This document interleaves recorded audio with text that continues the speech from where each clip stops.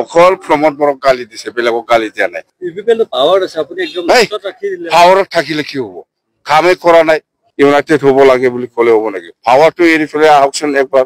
বিজেপিটো BTC চৰকাৰ নবনাই নহয়, আমিহে বনাব। প্লাছ বুলি কি মাইনাছ হয় নেকি? প্লাছ মানে এইফালে প্ৰমোদ বৰা মই গালি দিয়া নাই কাকো, বড়ো ভাষাত যদিও মই ভাষণ দিছে কাকো গালি দিয়া নাই, অকল প্ৰমোদ বৰক গালি দিছে, বেলেগক গালি দিয়া নাই। ৰাজনীতিত হয় সেইটো অকল বিজেপিৰ কথা নহয়, কংগ্ৰেছো কব, বেলেগ যিমান পলিটিকেল পাৰ্টি আছে চবে কব।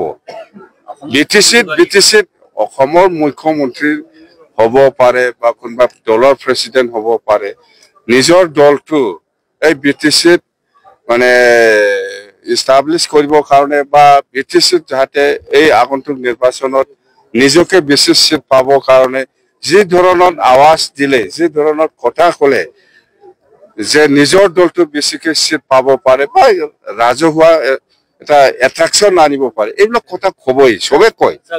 এই আমি অকলে আছি বুলি কৈছে কি 20+। এনেকা মানে ইয়াৰ দেখা নাই ইমান ভাল লগালেও তাৰমানে নাই।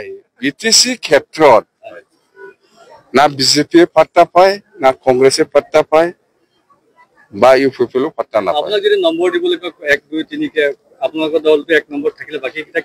আমাৰতো 1 নম্বৰ BPFটো স্পষ্ট কথা। BPF 1 নম্বৰ পজিশ্যনত আজিৰ দিনত বা BTC ক্ষেত্ৰত কৈছো, মই অসমৰ ক্ষেত্ৰত কোৱা নাই, BTC ক্ষেত্ৰত BPF 1 নম্বৰ আৰু 2 নম্বৰত আহি আছে বিজেপি, 3 নম্বৰত এনেকুৱা কংগ্ৰেছ আহি আছে আৰু UPPL একটা পাৰ্টি আছে, এইটোতো লাষ্ট। পাৱাৰত থাকিলে কি হব? কামে কৰা নাই, কোনে ভাল পাব? চৰকাৰ BPF 100%।